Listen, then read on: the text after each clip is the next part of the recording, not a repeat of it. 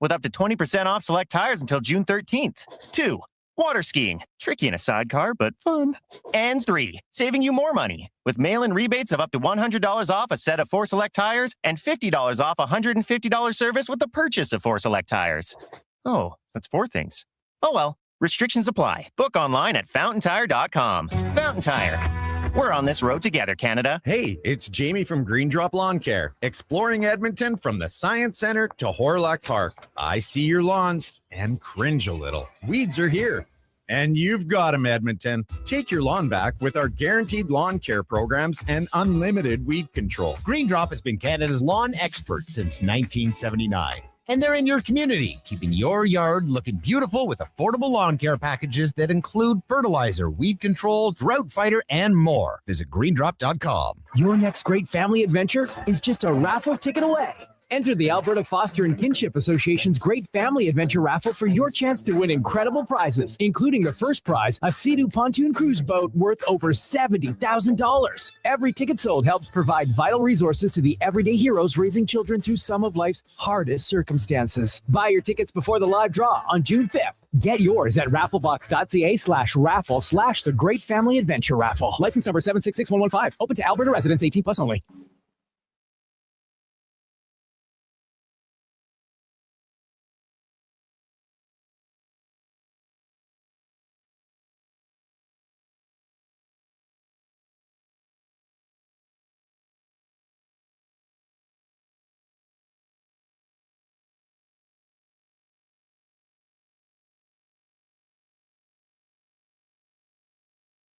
Here's the Lowdown with Lowetide on Sports 1440. Presented by Wolf GMC Buick. We're making it easy. WolfGMCBuick.com.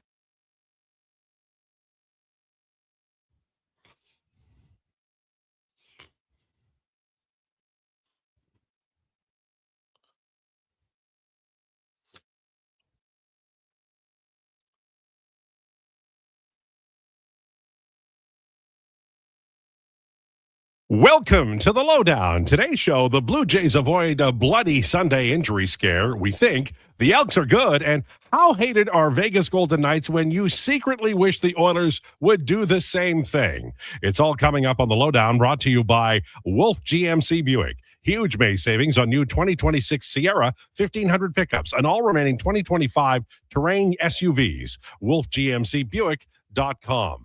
As you know, we are live on Sports 1440 and on YouTube. And when you go online, we're at iHeartRadio, Radio Player Canada, and sports1440.ca after the show. We're at Spotify and Apple, and we tweet it out on X as well. Twitter at Lowetide, at Declan Krueger, and at Donovan Paulson today, because Declan is up and away off to Italy and Vatican City, and I'm imagining he's going to be watching some soccer at times during the next 9 days. On the show today, we have 2 headliners. Jason Gregor and Thomas Hall will join us from Jays Nations to talk about the Toronto Blue Jays and all of those injury worries. It's time now, ladies and gentlemen, for the introductions. He spent the weekend pricing out the cost of renting a Cessna to fly from the Muni to Peace River. Send your bottles and cans. Send your bottles and cans. Ladies and gentlemen, it's Josh Fenwick. Josh Fenwick, everybody.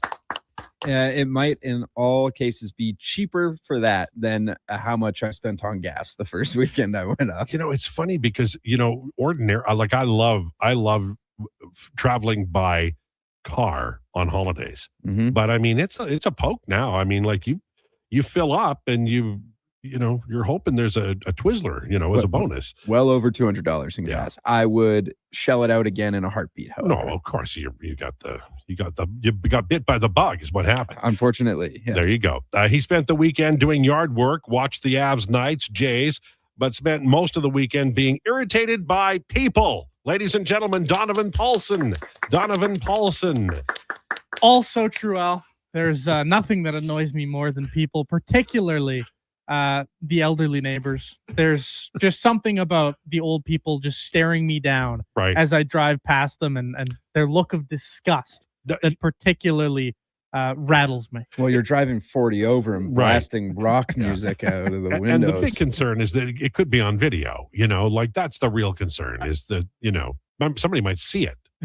There was some Drake on in my car, and you could tell the look of just disgust at what Drake was saying in the song. Right. They were particularly grossed out. Well, I'm sure that a lot of the seniors were wearing some bling, so they probably can relate it at some level. All right, Vegas Golden Knights, man. This is such a great story. How long did we spend talking about the Pacific Division being the pillow fight division? They're no damn good. Nobody's going to come. Oh, wait a minute. They're one win away from the Stanley Cup final. Part of this is the Colorado Avalanche, who are injured and banged up and not playing particularly well, and their goaltending is a little wobbly. But let's give some credit here. There's some really good players on Vegas Golden Knights. They fired the coach late in the season. They tweaked their goaltending, and it worked out. I know a lot of Oilers fans are like, why didn't the Oilers do that? Well, they did tweak the goaltending. It just didn't work. And they did eventually fire the coach, but perhaps a little bit late for you. I think they had to give him a shot because he'd been to 2 Stanley Cup finals. But let me ask you, we'll start with you, Donovan. What are your thoughts on the Golden Knights and where they are coming out of the Pillow division and looking pretty strong against Colorado here? Well, I have to say I was kind of wrong about this team, and I thought they were frankly no good. I mean, you watch them all year, and they just kind of lollygagged their way through this season. They had, this isn't an exaggeration, the worst goaltending in the NHL this year. They were awful. They were truly awful. Aiden Hill couldn't stop a beach ball. Anybody who was in between net was basically just a shooter-tooter, and there was no ability to stop a beach ball. Now you transition into playoff mode, and you see them. I mean, Utah gave them a good fight. Like, Utah had a lead in the third period in 5 of 6 games, I think it was. So, like, it hasn't been all sunshine and rainbows, but you get to this Colorado series, and I think the one thing, it's my big takeaway so far is Oilers fans, you got to look at this series and say, see, like, look what happens when one of your big stars is so banged up and you get way too many injuries way too quick. That's the story of the series so far for me. I know Vegas has looked excellent. I know Colorado just blowing it, and the goaltending for Colorado has been awful, but like, that's the story for me, right? Like, so many halves are banged up, and man, when Cale Makar's one of those guys who's missing games and frankly not looking great when he does play, like, that's the story. Yeah, it's such a thin line. The margins are so small in the NHL now. Let me ask you, Josh, we were pretty hard on Stan Bowman, Jay Woodcroft, the Edmonton Oilers. Colorado looks a lot like the Oilers did when they were not playing well. They look like they're at a party, but they're not having a good time. Yeah, and it's not the main excuse, but there is an excuse, which Donnie obviously touched on, which is injury. I mean, McKinnon missed a bunch of. I almost said McDavid there.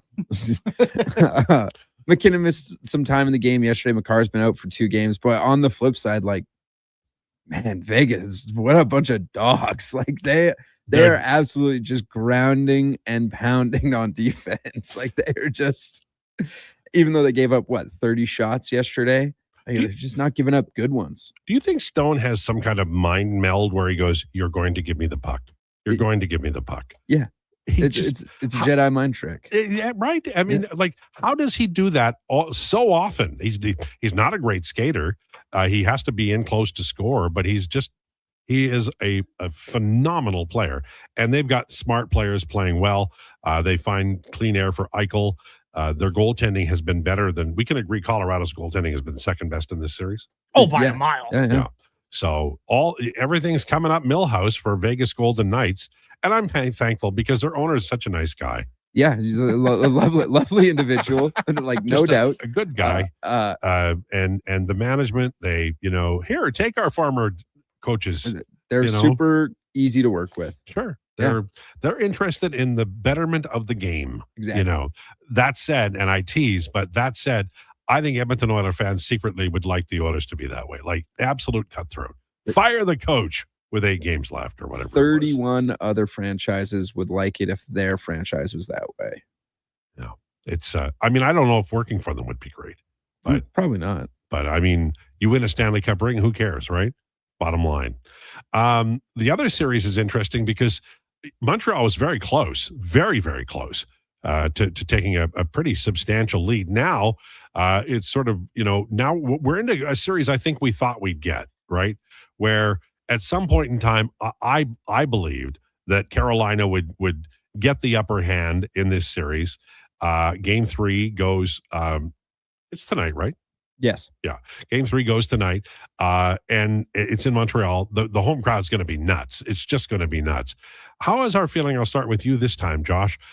How do you feel about Carolina going into what is going to be a mosh pit?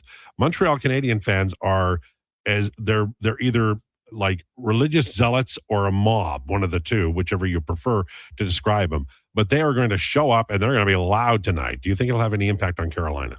I think it will for a little bit, maybe. Brandon this morning brought up a great point, which is NHL players often say that or actually pro athletes often say there's nothing better than shutting up the home crowd. Mm. And Carolina definitely, like, I think they might come out strong early, but I'm still in on the Habs. I think the home crowd isn't going to give up that easily, even if that Dobish gives up 2 easy goals quick. I think they'll still just be rocking. What about you, Donovan? You know what? I think the longer we see this series go on, I think the more it might favor Montreal. Like, I look and say, the thing about this series for me is I look at who has the best players in this series. And I think this is something we've fallen victim to in the past with particularly a lot of people doubting the Oilers, right? Is the Oilers, they may not have the best depth in the world, but all that matters is that depth is performing for Montreal. Mm-hmm. And Montreal has, to me, the 3 best players in the series in Hudson, Suzuki, and Caulfield. Carolina can't match that to me. I know Aho's a great player, and I know Aho is, a good player, but the bottom line is Aho hasn't really been that good so far in the playoffs. How important was that Ehlers goal? That was so important. If they were down 2-0, it's not a wrap it up and it's curtains, but it is for not only that team and for Nick Ehlers, like, that's as big of a goal as you're going to get. And I guess just to show you, turnovers at the blue line are just death, right? Like, you're just sending it in, it turns over quickly, and it's a jailbreak the other way and lights out. It just, getting the puck deep or getting the puck out is a big part of the game. And these are great athletes and great players.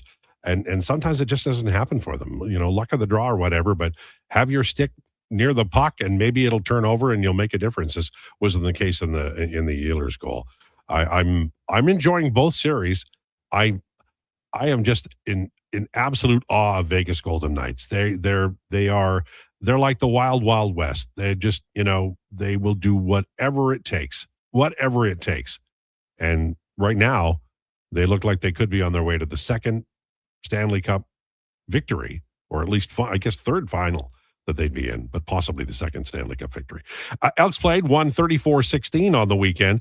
Cody Fajardo, I'm going to say, might have been the 4th best quarterback based on the other 3 quarterbacks throwing for touchdowns. Certainly Taylor Powell had a really good game.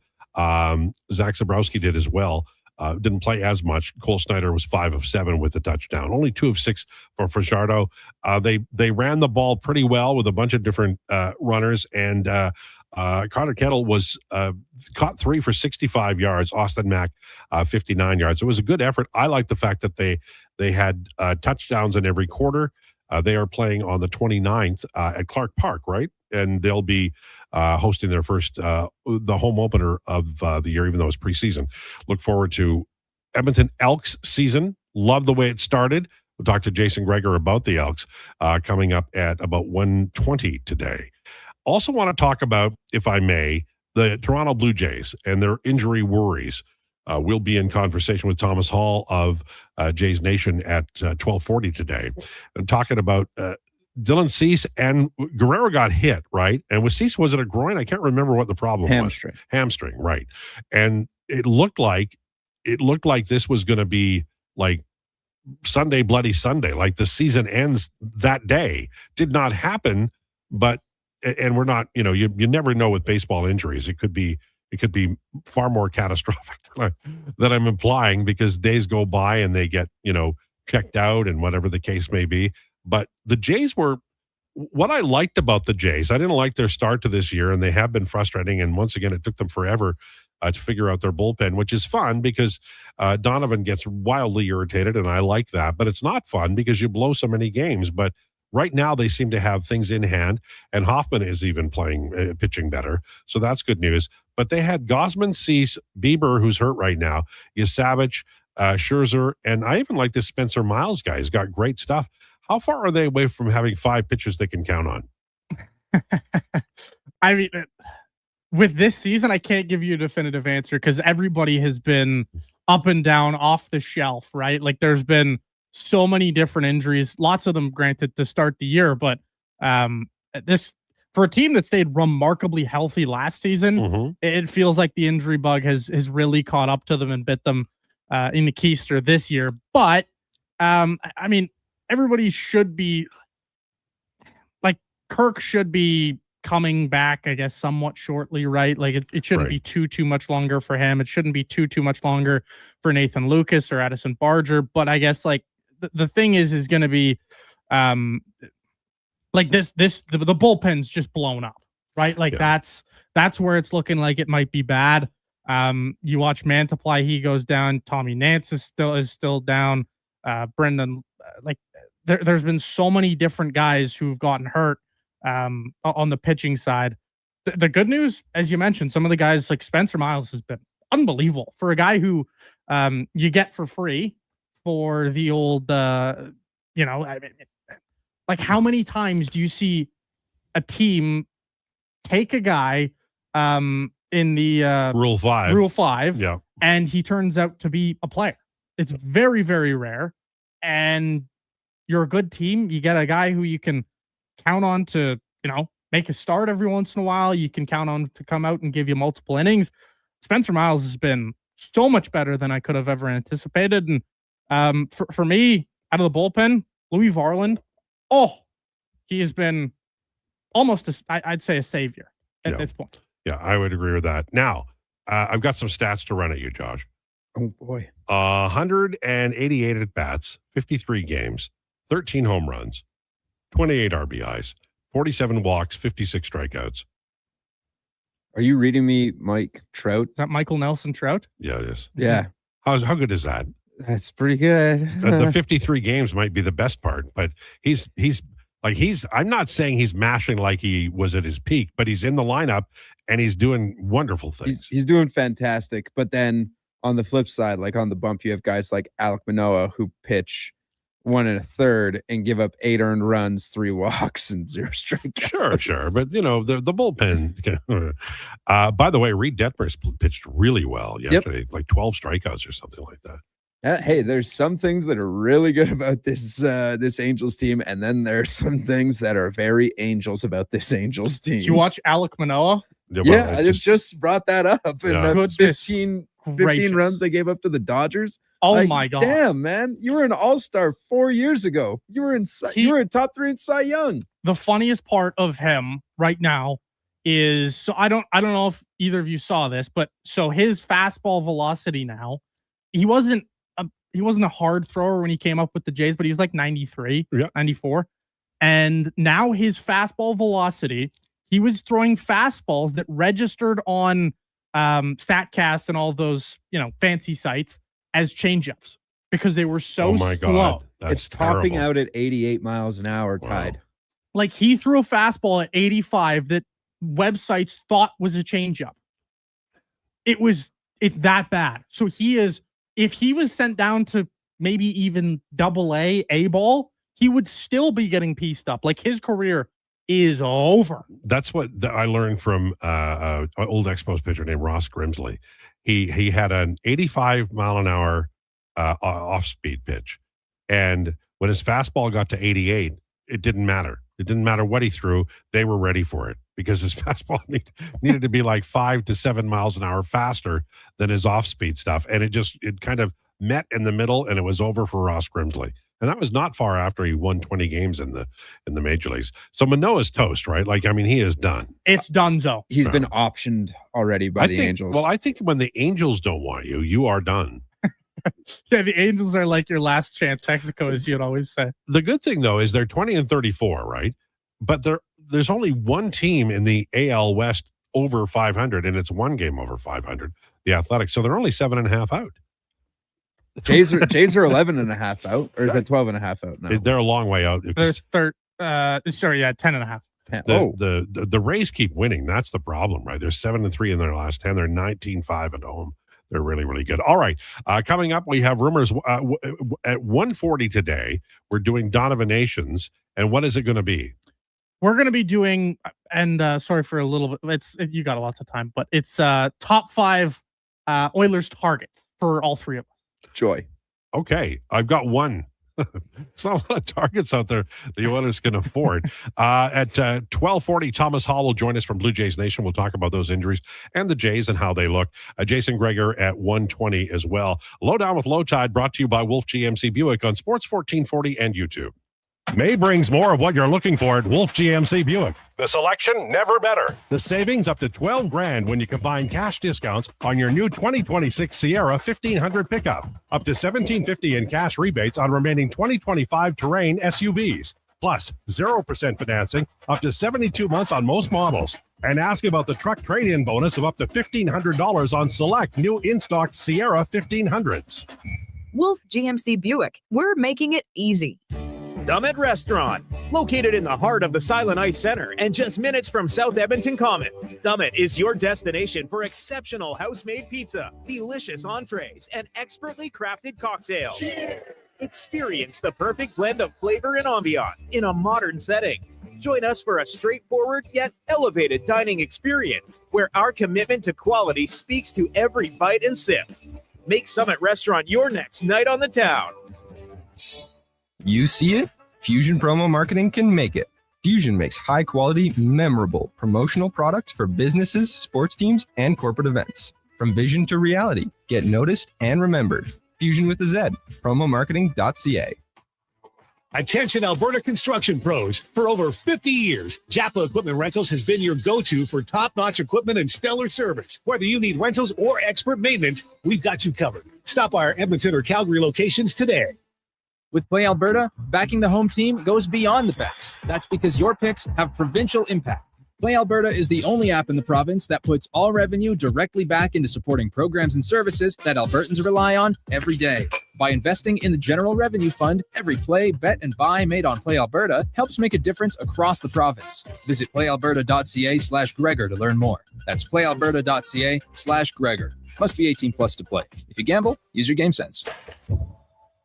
When thirst strikes and your energy begins to fade, one hero rises above the rest. Introducing the Superpower Smoothie from Booster Juice.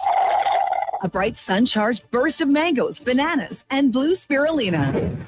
An out-of-this-world smoothie, just in time for the new Supergirl movie. Discover your power and channel your inner superhero.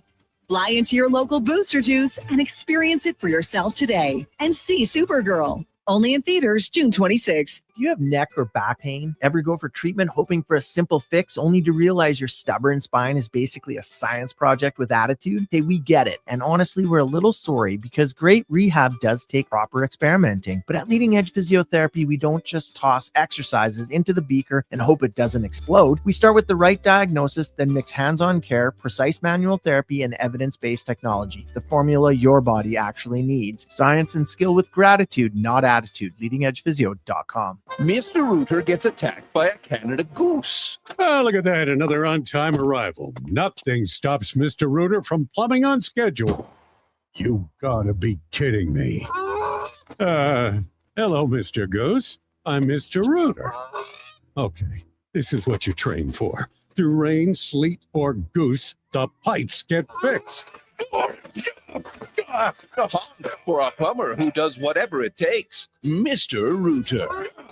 Hi, Mike here from Northgate Chevrolet Buick GMC. No one's ever accused car shopping to be fun. I mean, think about it. Awkward standoffs to get a price. Let me go talk to my manager. Dealers asking for your credit card, then melting your phone if you say no. See, not fun. At Northgate, I promise you a different experience. We make it fun. And you will like us, I promise. 0% financing, a great selection of new and pre-owned units. So for some fun, stop in today. 13215 97th Street or visit us online at northgategm.com. You're in Northgate country. Rev up for a ride that truly matters. Join the Princess Auto Ride for Dad Edmonton, where hundreds of motorcycles fire up and roll out together in one unforgettable moment. Enjoy a scenic route, great food, amazing prizes, fundraising awards, and a whole community riding shoulder to shoulder. Collect pledges to support prostate cancer research and awareness in the fight against prostate cancer. Ride strong, ride proud to make a difference on Saturday, June 13th, starting at Blackjack's Roadhouse in Nisku. Register now at ridefordad.ca. Shake off winter and roll into spring. It's time to turn the season with Jiffy Lube. Until May 31st, visit any participating Jiffy Lube for a Pennzoil full synthetic oil change, and you could win some incredible prizes, like the Grand Prize Spring Kit featuring 2 Yeti mugs, wiper blades with install, gift cards, and more. You could even roll away with one of Jiffy Lube's Keeping You Moving mini prizes. Turn the season with Jiffy Lube and win. Visit jiffylubeservice.ca today.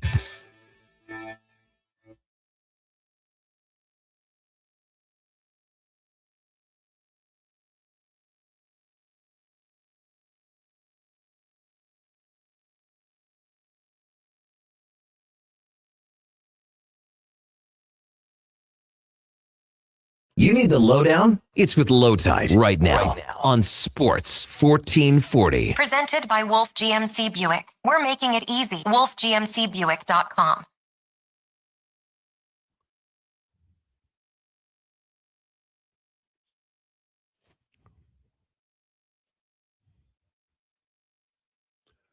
This is the lowdown on Sports 1440, brought to you by Wolf GMC Buick. Huge May savings right now at wolfgmcbuick.com. I want to say today is a very nice day. And 27, I think, is the high. It's warm. It's a kind of day where you want to kick back with an iced tea with, ice in it and maybe an Arnold Palmer and just enjoy. Maybe in the shade, maybe in the sun, but it's going to be a great day. And I would like to register with whomever is in charge of this. Could we have more of these kinds of days on the weekend? Because Monday is great. Don't get me wrong. And it's not like I work a full day. But come on, man. Why can't this be Saturday, Sunday, Monday? It always seems like the good weather arrives during the week. And the thunder boomers and the God knows what else. Snow on the May long weekend in Calgary. I think we should negotiate with Mother Nature to get these good days on the weekend. Well, Tide, it is going to rain this weekend. To be fair, but if you look at the Farmer's Almanac, whatever, if you click on it and see where the rain's coming, it's not coming until the nighttime. So, like this weekend, we're looking at highs of 26, 21, 19, 21 on 26 on Friday. Okay. Riverhawks. Season opener that year, or home opener that day, Clark Stadium. Could we get the 19 on like Monday and the 27 on Sunday? Is all I'm saying. How about I give you 27 degrees tomorrow? Okay, how's that sound? I appreciate that. Oh, great one. It is time for Rumors, brought to you by Harley-Davidson of Edmonton. It's riding season, and Harley-Davidson of Edmonton has your next bike waiting. Huge selection of new and pre-owned, plus test rides available, locally owned and operated since 1980 on the Yellowhead Trail or at hdedmonton.com. The Edmonton Oilers have signed a guy, and let me tell you, Donovan is so excited about this player. He's been talking about the stats since, we took a break, and I can barely get a word in edgewise. It's a forward Aku Ratu, a 1-year, 2-way deal at $850,000. Now, he has played one NHL game in which he got an assist, but he scored 20 goals and 57 points in the Liga with Karpat this past season. Now, he is 24, so he's a younger player. I like the idea of a lot of this. He also was traded with Victor Soderstrom and Shea Weber to Chicago. for a round 5 pick in the 2026 draft. So he's being traded with famous players too already. I know a lot about this player, but only as a prospect. He was an Arizona prospect, and then he was traded to Pittsburgh and Utah. He played his one game with the Arizona Coyotes. Do you guys know much about this fella? I know his brother is Atu Ratu. That's about all I know of him, and I know he's a point per game NHL player. You're getting a point per game player for $850K. What a steal! You've Donovan and I learned this information at the exact same time. Yeah. The Just number of times you've said that to me 2 is minutes amazing. ago. Yeah, and I've heard that line 5 times now. So I'm interested in it because I feel like that's not a like 850,000 is two-way deals, probably like 85,000 in the AHL. But he's a player who might be able to help the Bakersfield Condors, and you just never know. I would prefer if they had found a way, to sign their guy who had such a good year in the AHL last year. He's on his way to, I think it's Switzerland this year.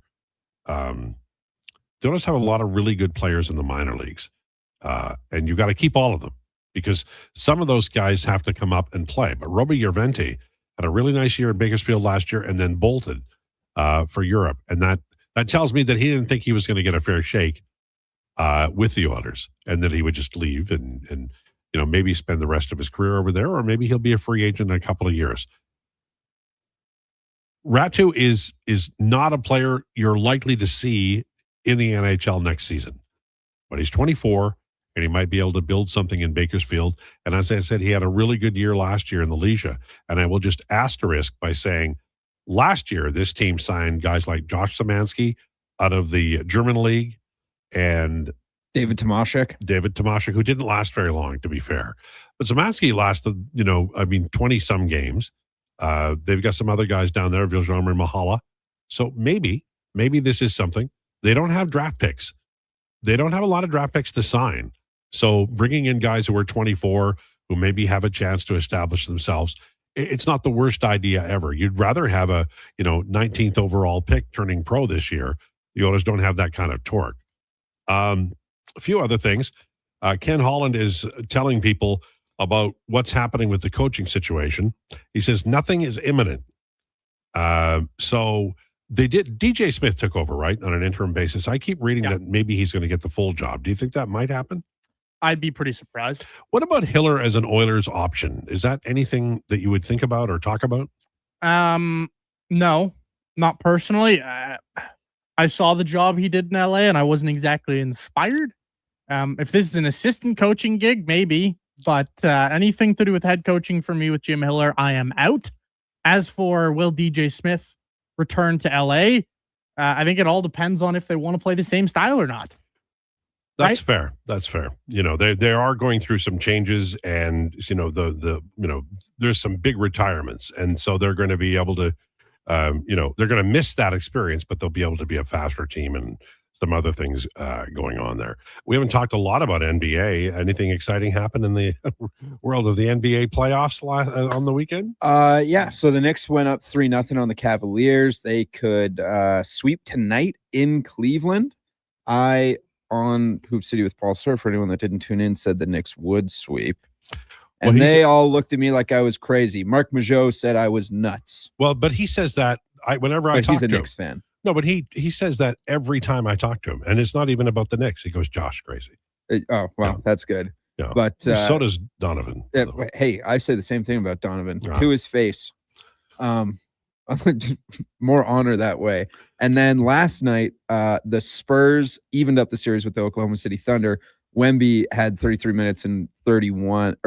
points in 31 minutes and hit a half-court buzzer beater to put the Spurs up by 15 going into halftime. And they held the Thunder to their lowest point total in a game since 2021. No. So, pretty solid defensive performance. So is that like they had nuns courtside? Is it like a coin flip now that they're tied 2-2 after 4? You've got 3 games left. I would, yeah.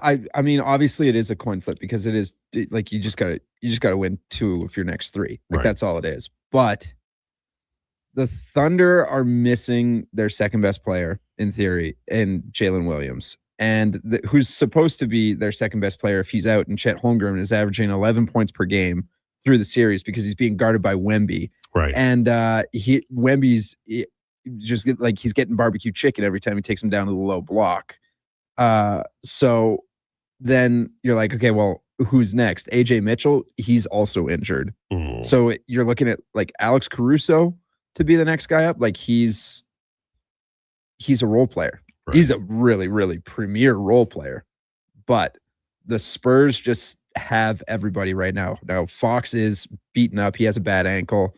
Harper has an abductor injury. Like there's things working against both of them. But in my heart of hearts, I still think that the Spurs take care of business here.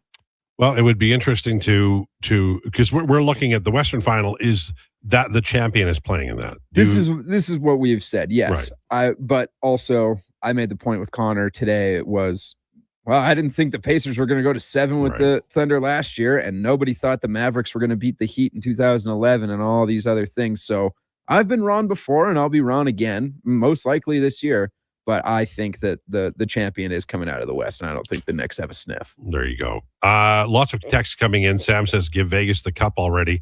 I mean, Colorado, I think, is toast. Down 3-0, you could, like, McKinnon looked like a man who had, seen the end of the season. And as you previously know, he takes it so well. But they're banged up, and I don't know. I don't know that there's a bunch of luck in the playoffs, and then there's a bunch of health in the playoffs. If the Colorado Avalanche, remember when people in the spring were like, you see, the Oilers can't solve the goalie problem like Colorado did. Oh, well, wait a minute. So it comes down to how much are you going to spend on, like, the Oilers are going to summer, and they're apparently looking for at least one goaltender. Now, you got Tristan Jarry signed, so now you got to get another one. How much more are you going to spend on guys who are different shades of gray? And that's why I did not think the Stuart Skinner trade was wise, and I don't know why they're not at least considering trying to sign Connor Ingram. He was the better goaltender. And unless you're going to go get, who's the best goalie out there? Connor Hellebuyck? Yeah. Okay. Unless you're going to go get Connor Hellebuyck, who's rumored to be out there, although who knows, then just, I think, sign Ingram, don't spend any more assets, and then try to cobble together a defense, and you need help at forward, Like this Edmonton Oilers team is not the Oilers team that a couple of years ago. In 22-23 with Jay Woodcroft, there were 6 forwards who were over 2 points per game at 5-on-5. They were McDavid at 271, Draisaitl at 241, Hyman at 237, Nuge at 214, Fogle at 209, Klim Kostin at 202. This past year, 2. Leon Draisaitl 248, McDavid 246. Now, I absolutely believe that young Matt Savoy is going to get there. I believe that in my heart. And I believe that Hyman will get there in a healthy season too. But here's the problem. Hyman and Nuge are at ages where they're not going to play 82. They might play 64 or 58 or 42.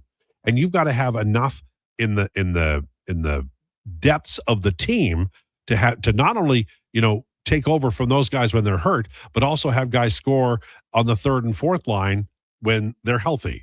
And that's why I think I like the Oilers roster. I like Doc with Frederick. I thought that was a really good 4th line.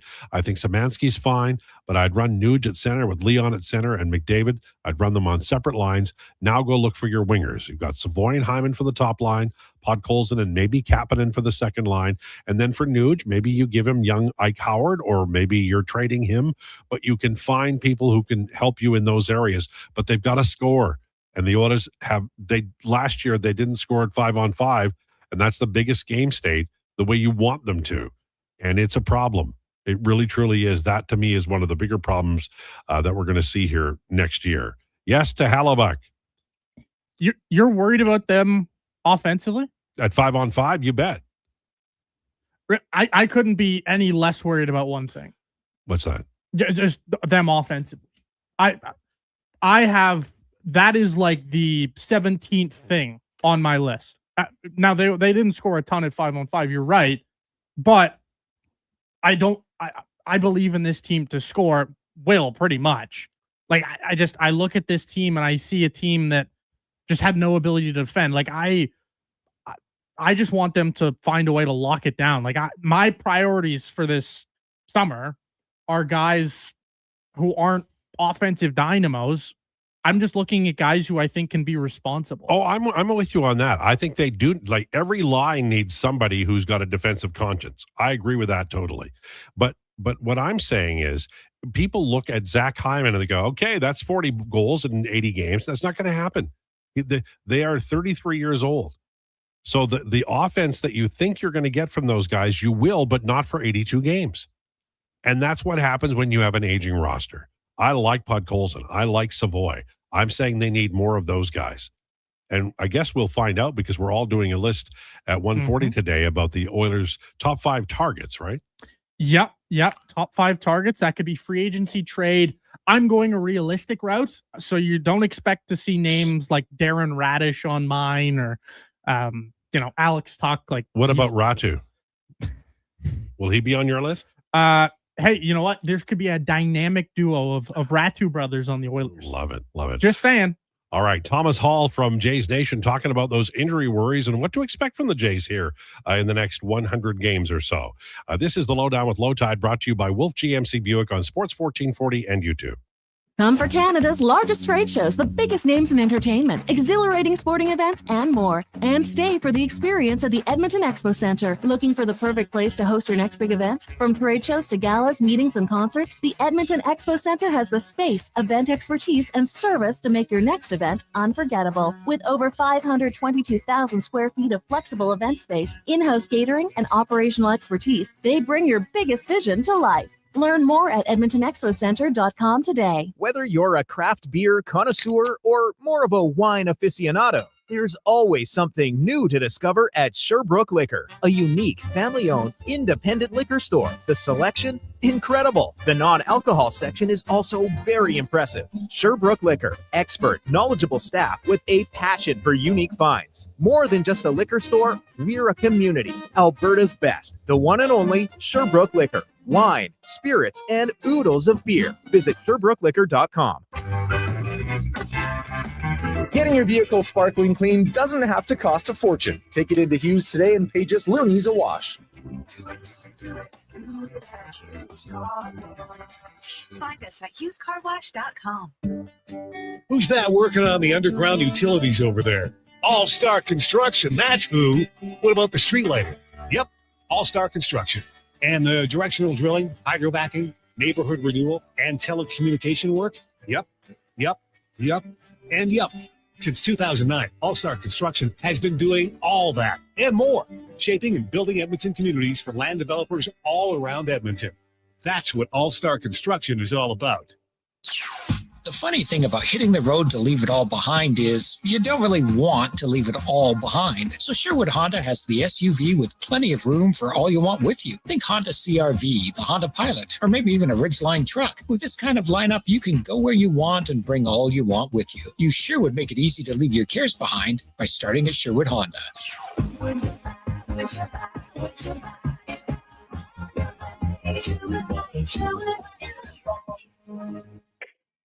To the guy who said, I'll marinate the chicken, then forgot. Hi, your Safeway PA announcer here. We've got you covered with a variety of freshly prepared kebabs, ranging from chicken to beef and pork. They even come pre-marinated, so all that's left is pretending you made it yourself.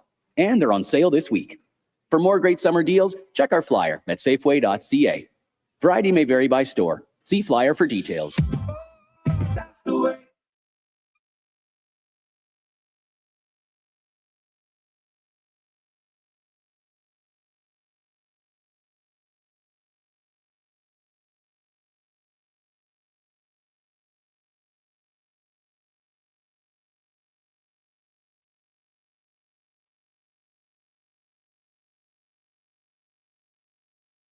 The Lowdown with Lowetide on Sports 1440. Can you fit Sports Encyclopedia on a business card? Presented by Wolf GMC Buick. We're making it easy. WolfGMCBuick.com.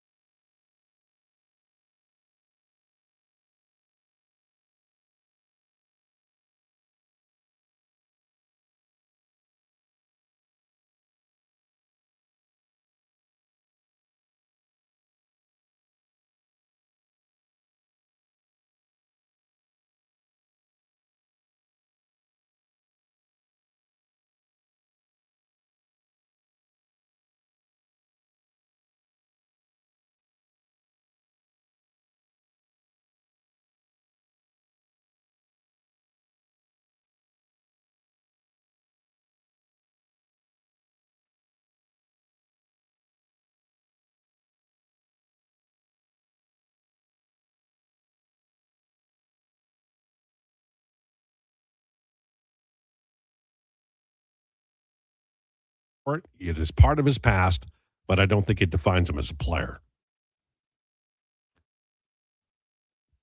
I think Vegas, this is from Chris, I think Vegas probably lets Cassidy interview when their playoffs end, but will other teams want to wait that long?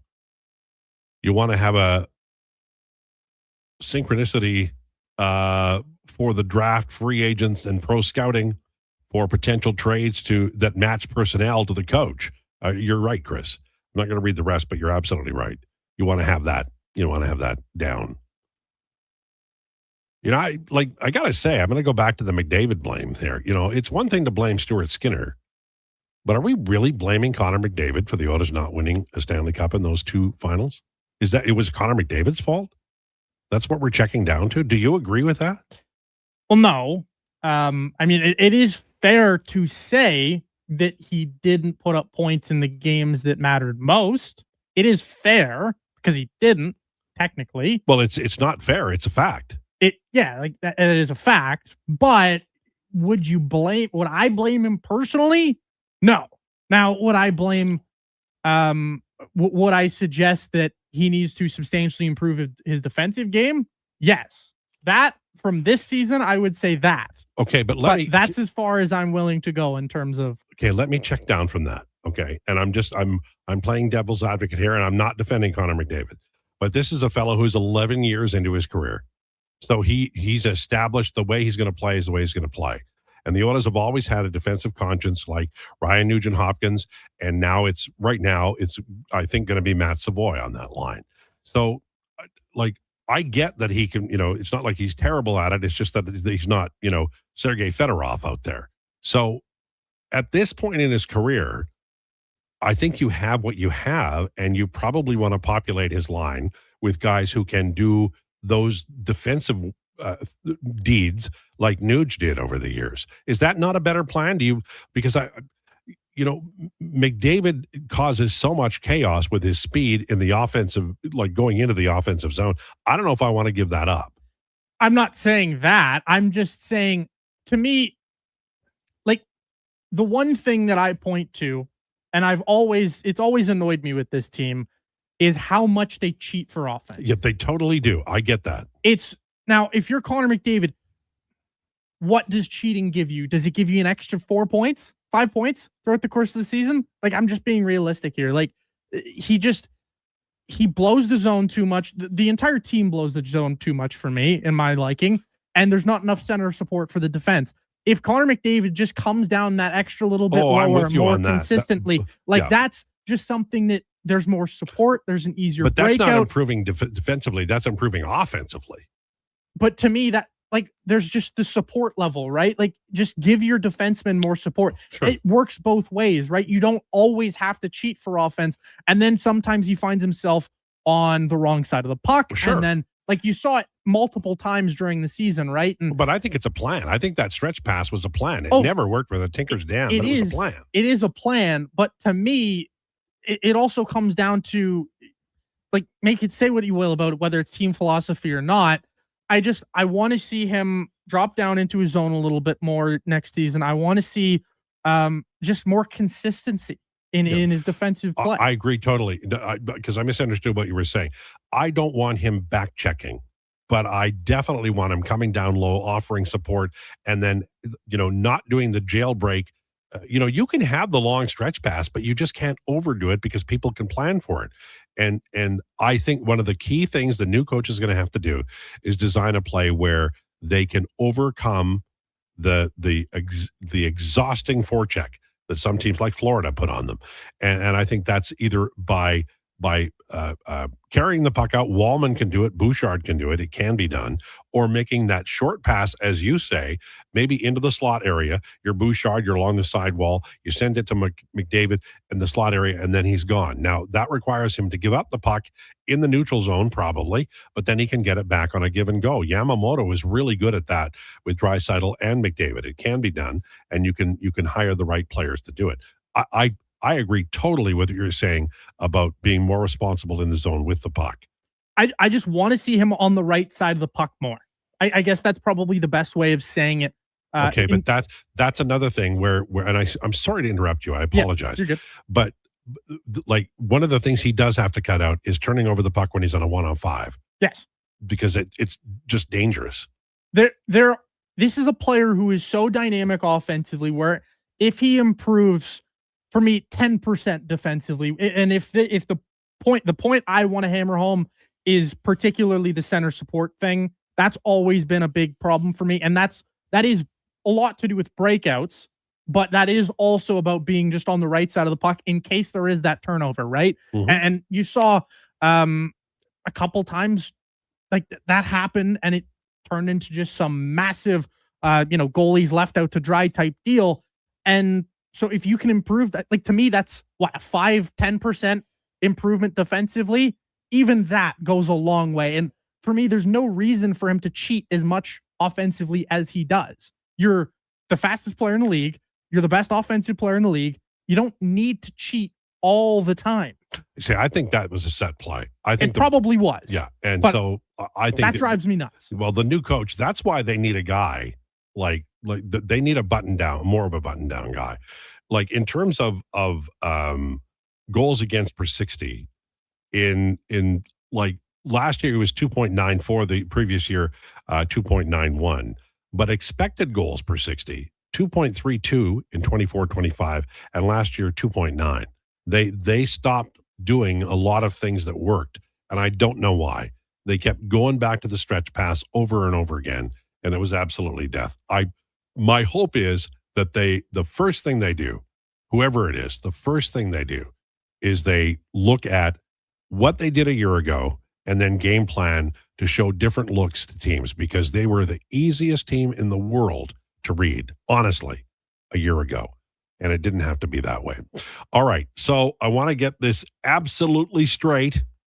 Thomas Hall from Jays Nation is on the way. At 1:20, we'll talk to Jason Krueger. And at 1:40 today, with Donovan Nations, it's top 5 wish list, trade or free agency, or walking in off the street and say, I can skate better than these guys for the Edmonton Oilers. Is that correct? That is correct. All right. Lowdown with Lowetide, brought to you by Wolf GMC Buick on Sports 1440 and YouTube. It's time for an update with Donovan. This is a Sports 1440 update.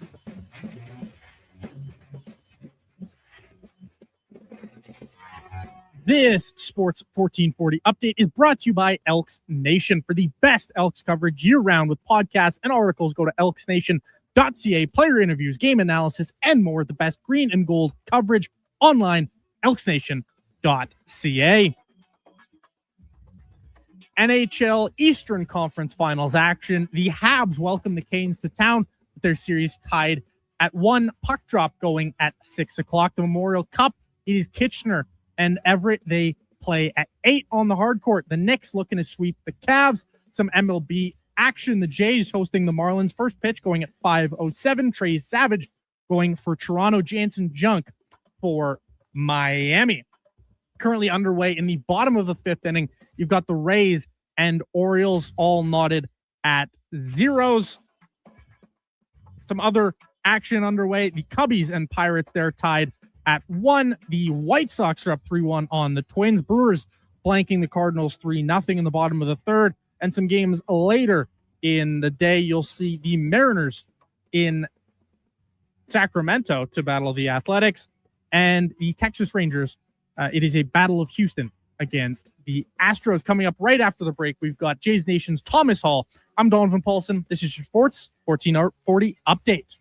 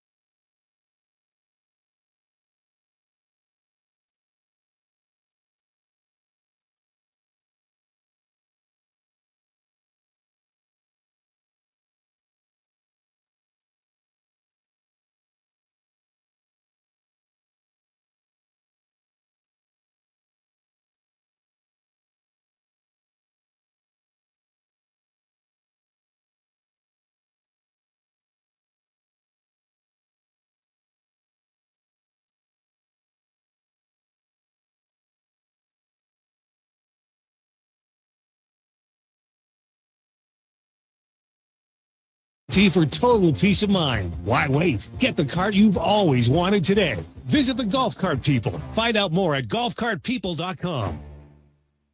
If you're passionate about golf, you're in for a golfer's dream at the Quarry. Challenge and natural beauty come together across 27 holes every golfer should experience. Book now. Get geared up at the Pro Shop and start swinging at the Quarry. Don't forget the Granite Grill Restaurant, an unforgettable top-tier venue to host all your events. For rental details or to book your tee time, contact the Quarry today. Edmonton's most popular golf and event venue. Call 477-THE-Q and visit the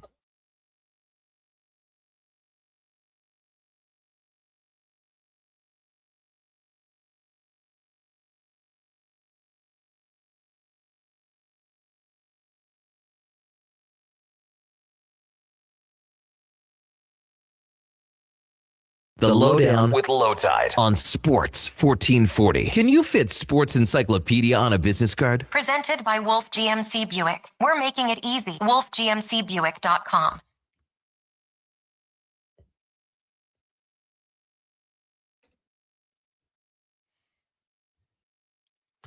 This is the Lowdown on Sports 1440. For Wolf GMC Buick, huge May savings on new 2026 Sierra at 1,500 pickups and all remaining 2025 Terrain SUVs. WolfGMCBuick.com. Jason Krueger just ahead at 1:20 today. We'll talk about the Elks. We'll talk about the Oilers coaching search and, of course, the two NHL playoffs that are going on right now. And at 1:40 today on Donovan Nations, the top 5 wish list, reasonable wish list, for Edmonton Oilers acquisitions, trade, or free agency over the summertime. That should be interesting. There's 3 lists, and maybe we'll even come up with one who ends up being a new member of the Edmonton Oilers. It's a little after 1 o'clock, joined now by Thomas Hall from Jays Nation. How are you? I'm doing good. How are you doing, guys? Good. I have to say that I was relaxing, enjoying myself, watching the Jays, and then Cease and Guerrero get hurt, and all of a sudden I'm like, "Wow, this is a story." As it turns out, it looks like it's better than was anticipated initially. But that's a pretty big scare for Jays fans. Oh yeah, for sure. I mean, that's probably the biggest injury scare you can have right now around this team, right? Dylan Cease has been one of the best pitchers in baseball, certainly right up there with Kevin Gausman as anchor, co-aces of this Blue Jays staff, and Vladdy, of course, is the franchise player, right? So potentially losing either of those guys for any amount of time, that would definitely be a massive blow, but thankfully it seems like the Jays have avoided the worst case scenarios with both players. Cease is pretty durable, right? Like, I mean, that the idea that he and Gausman could go out 31 times a year, that's not ridiculous. He's pretty durable. Oh, absolutely. He's made the most starts of any pitcher in the major since 2020, I believe. Right up there too with the league leaders in innings pitched as well. He checks a lot of boxes for the Blue Jays, and that's one of the reasons why they made such a aggressive push back in November in free agency to get a guy like this who not only brings elite stuff, but can also post for you. And that's certainly a trait that the Blue Jays have coveted highly of their starters. You look at Kevin Gausman, Jose Barrios, of course, prior to, the last 8 or 9 months for him, Chris Bassett, during his tenure with the Blue Jays, they really like guys who can go out there and give them 30-plus starts every season. And Dylan Cease is certainly one of those guys. And hopefully this will be another notch in his belt in that trend for sure. One of the players, whenever you have, like, in modern pitching staffs, there's going to be a lot of injuries, and you need to have innovative, scouts. And when you bring a new pitcher in, you've got to, coach him up and give him opportunity. Spencer Miles was a Rule 5, and ordinarily Rule 5s, they'll pitch, in like middle relief, slop of time, and they'll get 40 or 50 innings a year. Spencer Miles seems as though he's something different. I looked at his stuff. It's all his stuff and his pitching stuff, pitching plus. They're all above average. His fastball is above average. Did they steal a guy, or did they just, do a lot of really good things with him after they got him over there? I think it's a bit of both, honestly. I think the injuries certainly restricted a lot of teams from getting a look at Spencer Miles, but the Blue Jays had a scout down at the Arizona Fall League last fall, and that's where they kind of discovered Spencer Miles. They really liked his stuff. They thought that, even if it was a multi-inning reliever role, that could potentially play in the Blue Jays bullpen. And for a team that's coming off a World Series appearance, claiming a Rule 5 guy is, pretty rare. And so for this type of move to, play out the way it has, it's really indicative of, how valuable and the Blue Jays player development staff deserve a lot of credit for being able to identify somebody like Spencer Miles, who, right now, let's say, could very well turn into their fifth starter for the time being until Shane Bieber or Max Scherzer come off the IL and give them a little bit more length, more of a traditional starter in that type of role. But I think the Spencer Miles journey to get to this point, a guy who hadn't pitched above single A prior to this year, someone who didn't have more than 14.2 career innings of experience in pro ball. The story is phenomenal, for one, but secondly, for what he's come up to the major leagues for the first time in his career and what he's been able to do for the Blue Jays, it's hard to imagine where this team would be without Miles stepping up for them. And, right up there with Patrick Corbin kind of being the savior for this rotation. I certainly wasn't expecting it to play out that way when we were sitting here looking at this Blue Jays deep pitching staff back in March, but injuries have really thinned things out, and Spencer Miles, credit to him, he's done an amazing job being able to emerge into this role and give the Blue Jays some value out of these innings. Sometimes in life we see things happen in real time, and I guess it's just a matter of a team improving in areas. Blue Jays have optioned Davis Schneider with Nathan Lukes being healthy again. But this outfield with Penango and Varsho and Barger and Straw, who's, the defensive guy, in center field, he can do a lot of things. Schneider being sent out is, for the average fan with Sanchez as well there, kind of feels like a surprise, but based on usage, deployment, and talent, is it? I don't say it would necessarily be that much of a surprise. I think, John Schneider spoke about this the other day where he was saying that, the conversation around the Blue Jays outfield moving forward with Nathan Lucas coming back today and Addison Barger shouldn't be too far behind him either.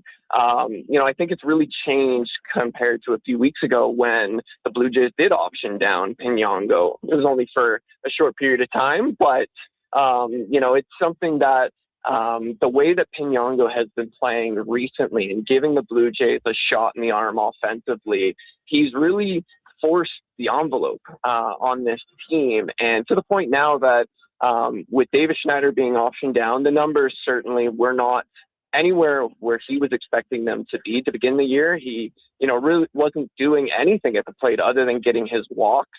And, I think if you look at the depth chart too, Davis Schneider kind of got leapfrogged by Miles Straw in those opportunities off the bench to hit against left-handed pitching. We saw that in the Pirates series over the weekend where the Blue Jays pinch hit Miles Straw ahead of Davis Schneider in an opportunity there. So I think the writing was on the wall here a little bit, and, Davis Schneider has options left too. And, he's somebody that if he can figure things out a little bit mechanically at the plate, get back to pulling the ball a little bit more, like we saw him do last year. And obviously when he came up as a rookie too, then the Blue Jays as a team will be better for it.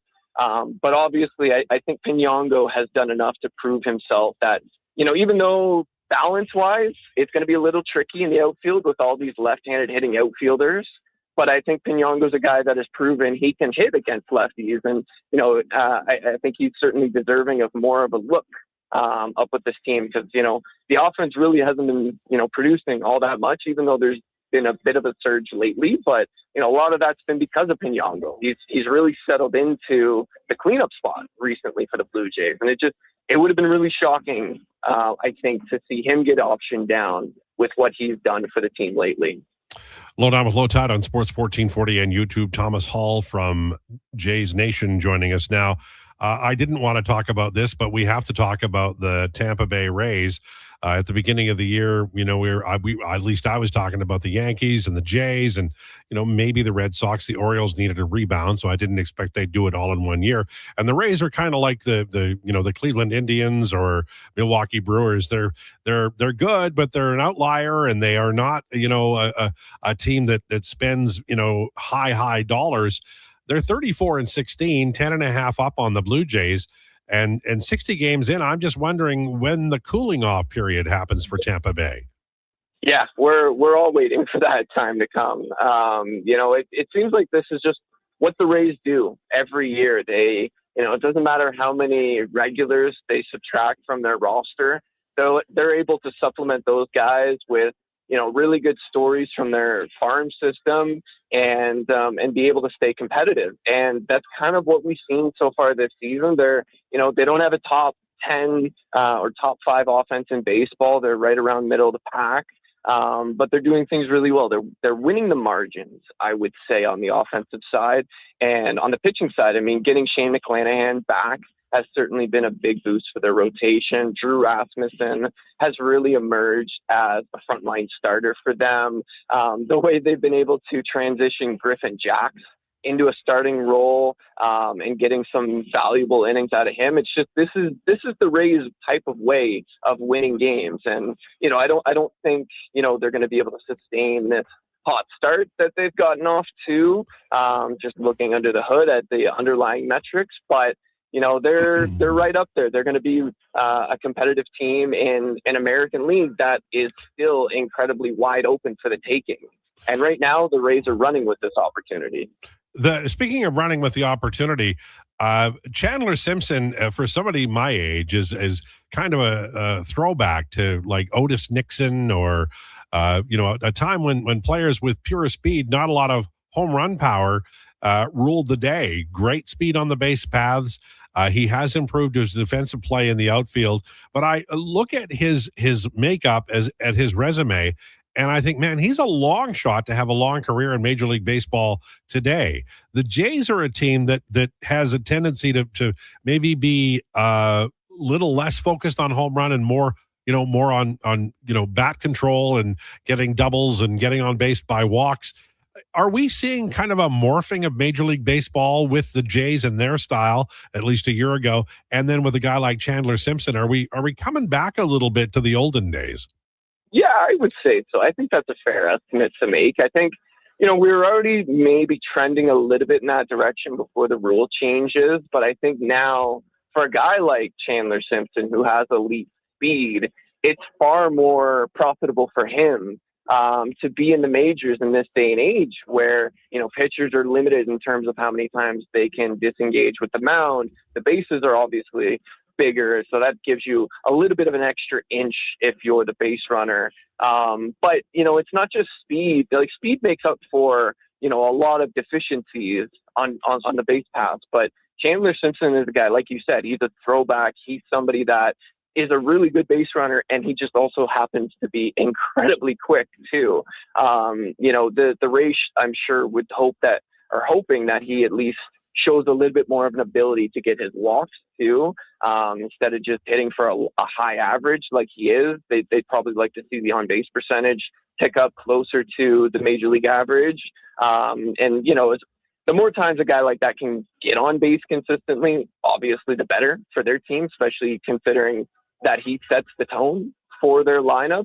But yeah, I think, you know, overall, as you look at the landscape of Major League Baseball, I kind of like that, you know, the game has kind of shifted back to this type of, you know, more of a balanced type of way between power and contact. And, you know, I think too, like, they needed to do something to make, you know, base stealing and just adding the base running element back into the game, because it seems like analytics, you know, made it somewhat not as favorable and not as meaningful to be active on the base pass as it did, you know, way back in the 80s and 90s and early 2000s. But now that, you know, it's a little bit more advantageous to be aggressive on the base pass, I think the product of the game has benefited because of it.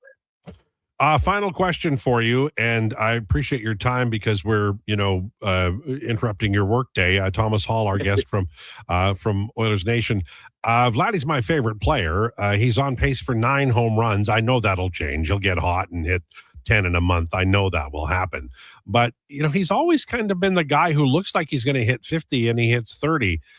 Is it just a line drive thing and that's the way it's always going to be? Yeah, I think so. Like Vladdy, even coming up as a minor leaguer, he was never a big, home run guy. He's always been a straight line drive hitter. And, because he hits the ball so hard, a lot of those line drives leave the yard. And, what we've seen from him this year is not getting the ball in the air enough, a lot of ground balls, as well to dealing with the pressure of being the face of the team, a team that is without a lot of their offensive regulars, a team as well that has been struggling to score runs consistently and provide some run support for the pitching staff. So, I think, 2021 obviously is a year that a lot of Jays fans kind of hold on to and are kind of waiting for those 48 home runs to kind of come back. But, I think as much as Vladdy does possess a lot of power and is one of the hardest hitters in all of baseball, I don't think he should be, chasing home runs. I think if he's able to get to, 30, 35 home runs and hit for a high average and have an on-base percentage, close to 400, that's exactly what the Blue Jays are looking for from him. On top of, the fact that he plays pretty much every single day for this team too, right? So, I think, everyone would love to see Vladdy hit 50 home runs or something like that and give Aaron Judge a run for his money in the American League. But that's just, I think that's more of a bonus if it happens for Vlad. Yeah, Savage tonight against Junk? Yeah, I think, Savage is somebody that's really starting to find his groove lately.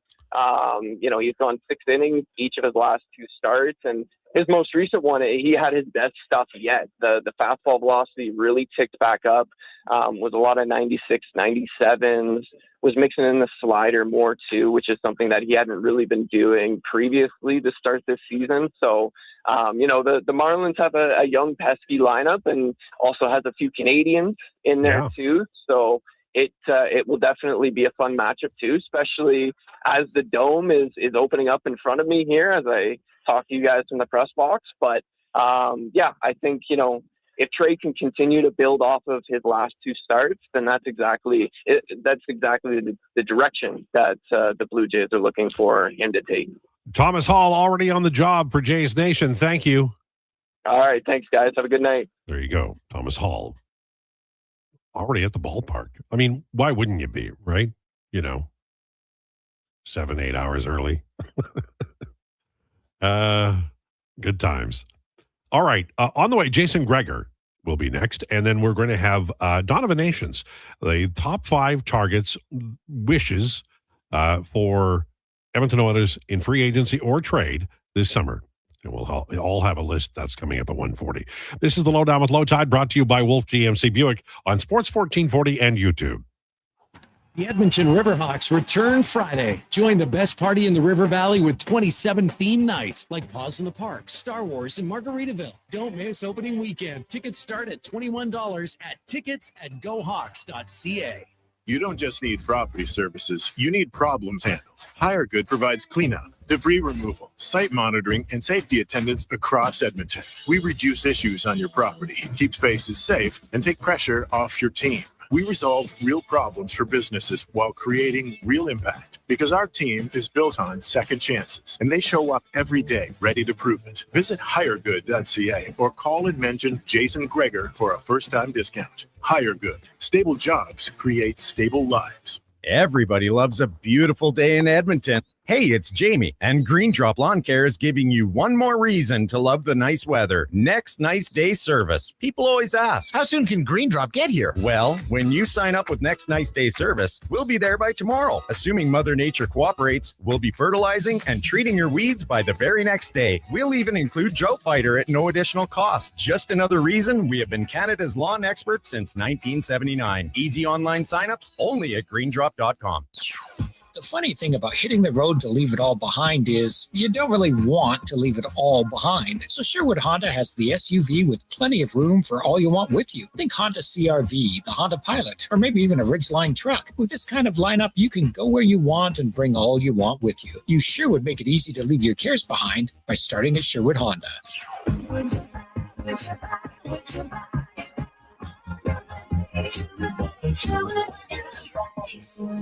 Legacy Heating and Cooling is your supplier of maximum comfort, bringing you the cool AC you need. You just have to Call Legacy.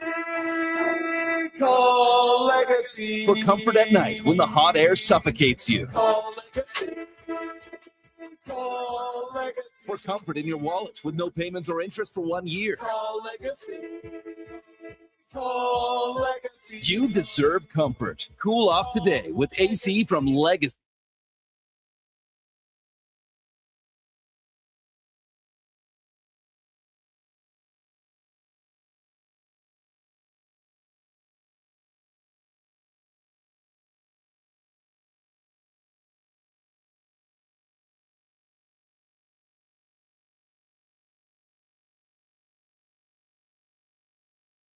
He's the only person to win an arm wrestling contest with the Philly Fanatic.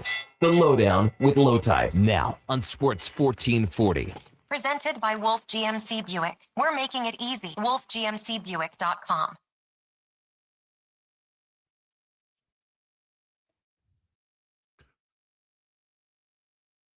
It's 121. This is the Lowdown on Sports 1440 for Wolf GMC Buick. Huge May savings right now at wolfgmcbuick.com. Beautiful day, gorgeous day. At 2 o'clock today, Jason Krueger will join you. He's joining us live right now as the headliner of the day, brought to you by Faber. Debt holding you back? Let Faber's licensed insolvencies trustees help you tackle your debt. Book your free consultation at faber.ca or call 877-944-1177. That's 877-944-1177. Jason Krueger joins us now. How was your weekend, sir? Al, it was great. Nice weather out. Got a lot done. Had some fun ball hockey games. So good time. Did you catch any of the car race, hockey, baseball, football games? I did, yes. The Colorado Avalanche was a good year, but it's over. Yep. And I know it's not officially over, but it's over. No, Carolina, hey, no surprise, they win in overtime. I think that's 6 straight overtime wins now for them dating back to last year. So if they get to OT, they're pretty good. Some NBA games, a few blowouts for sure. And the car race. Yeah, I haven't been to Montreal. Now, obviously, it was later in the year when I went, but yeah, I definitely watch it with some interest. And right now, no one's better than Mercedes. That's pretty obvious. Yeah, it kind of makes that part of it, dull, right? Because they're just leaps and bounds better than anyone else. Let's start with the hockey because, you're right. I mean, Colorado looks just beaten.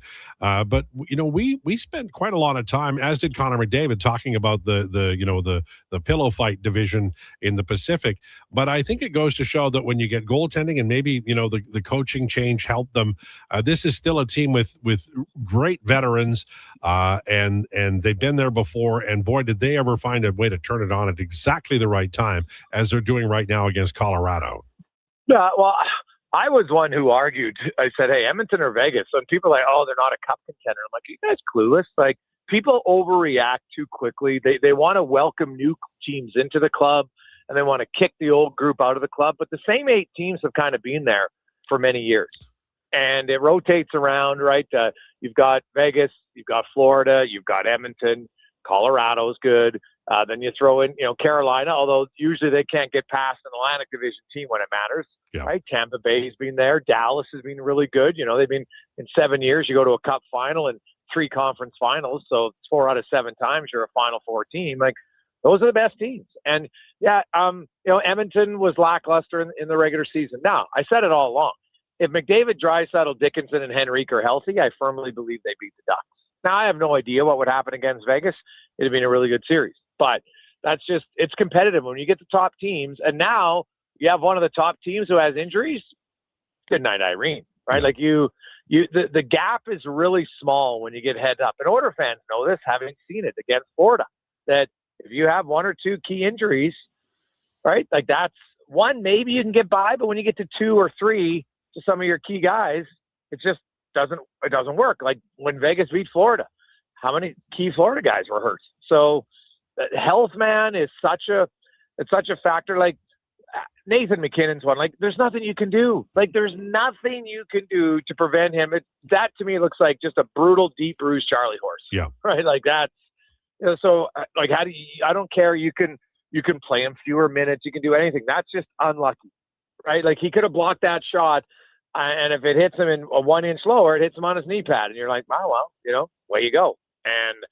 And not saying they would have won anyway, but that pretty much, I thought, put the nail in the coffin for the Avs. And we've seen that. I mean, Rolison in 06 and certainly last year, Zach Hyman, those are big injuries and they do impact. If you're the Oilers, do you kind of view this roster as, aside from all the other things you have to look at, maybe the fact that Nugent Hopkins and Zach Hyman are reaching 33, that they kind of have to game plan for possible injury in some important areas? Yes, but like, how do you do that in a cap world, right? Like you can't say, hey, we're going to lose our top right winger and just have we're going to have two other right wingers, because you might have one other good one, but then your third liner is going to have to become a second liner, right? And it's the trickle down effect where it hurts you. And so, you want to have more. Like Nugent Hopkins, they'll get banged up, and, Zach Hyman gets banged up. But, some of these guys have never been banged up, and then suddenly they get banged up, right? Like that's, like, look at Cale Makar. He's not old, and he got hurt. And all he did was take a body check against the boards with, 7 games left, 8 games left in the season in Calgary. Like that wasn't a dangerous play. That's like a hockey play. So I don't know how you completely defend against it. I think you can increase your odds by maybe having a few less minutes. Like McDavid definitely should be playing 23 minutes a night next year. I'll say that for sure. Right. But other than that, it's a little bit of luck, more than anything else. And, we'll see. Like Vegas, they're going to win this series, but it doesn't guarantee they'll win the cup.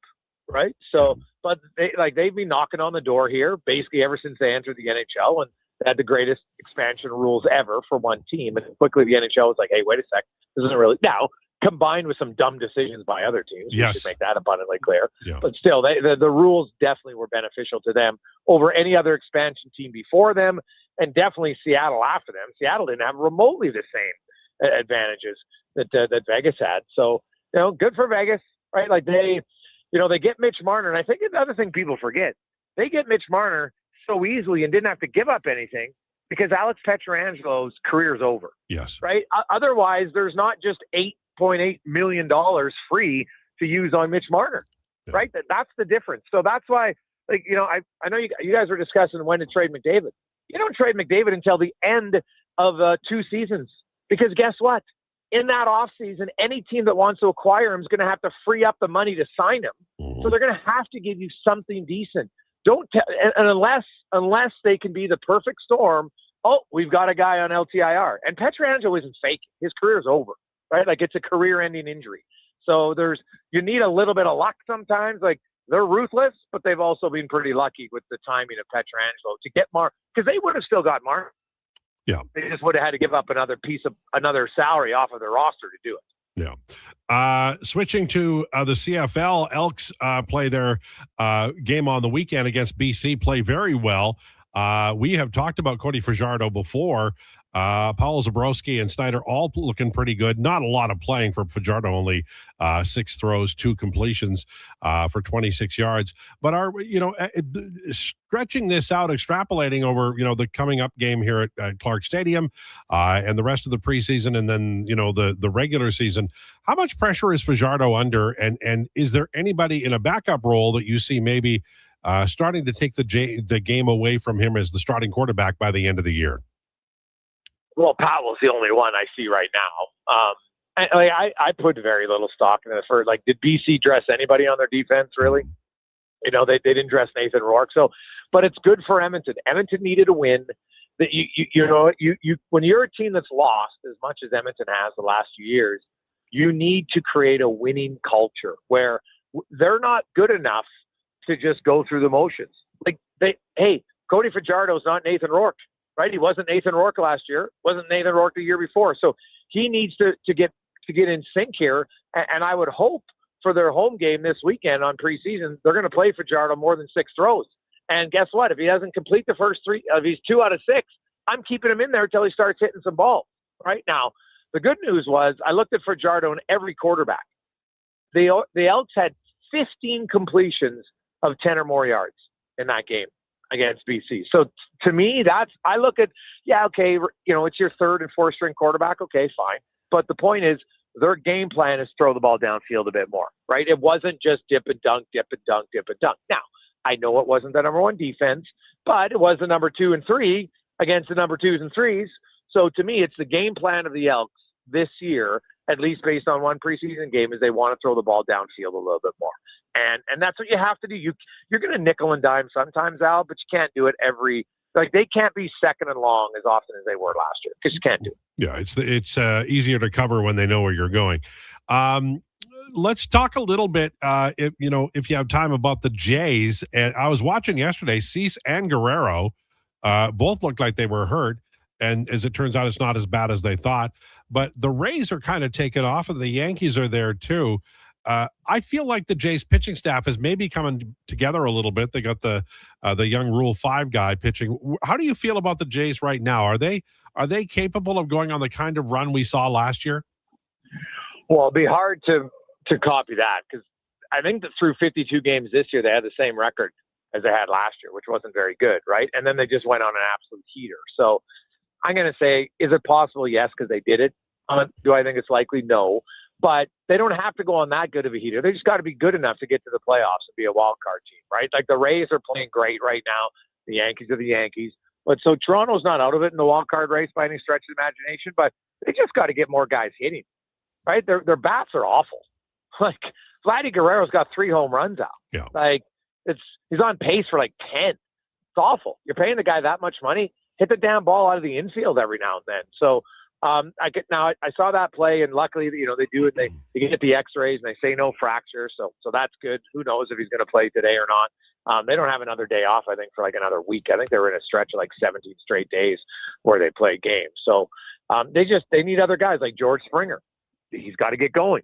Now they're going to get Kirk back. I think that's going to help them a lot, right? Like Barger before he got injured wasn't doing much, but they're going to need him too, right? Like they definitely need him in the outfield. He's got an absolute rocket of an arm.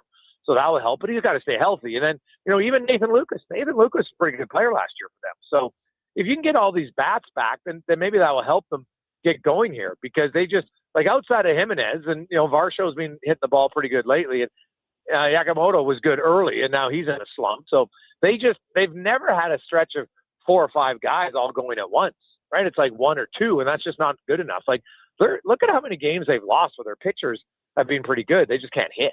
So, to me, now obviously the Cease injury, this guy's never hurt. So maybe the reason he's never hurt is because he knows when to take himself out of a ball game because he's not feeling something. So, right. What do they say? Mild hamstring. So I'm guessing he'll miss a start. But if he only misses 1 start, you can do it. But they're already on bullpen starts. Like they only have 4 starters. Yeah. As is. So I know that Bieber's getting closer. Barrios is done for the year. I haven't heard anything on Mad Max, so I don't know I haven't seen a timeline on him. But yeah, like obviously if the injuries keep mounting, it's going to be a problem just because you don't have the starting depth.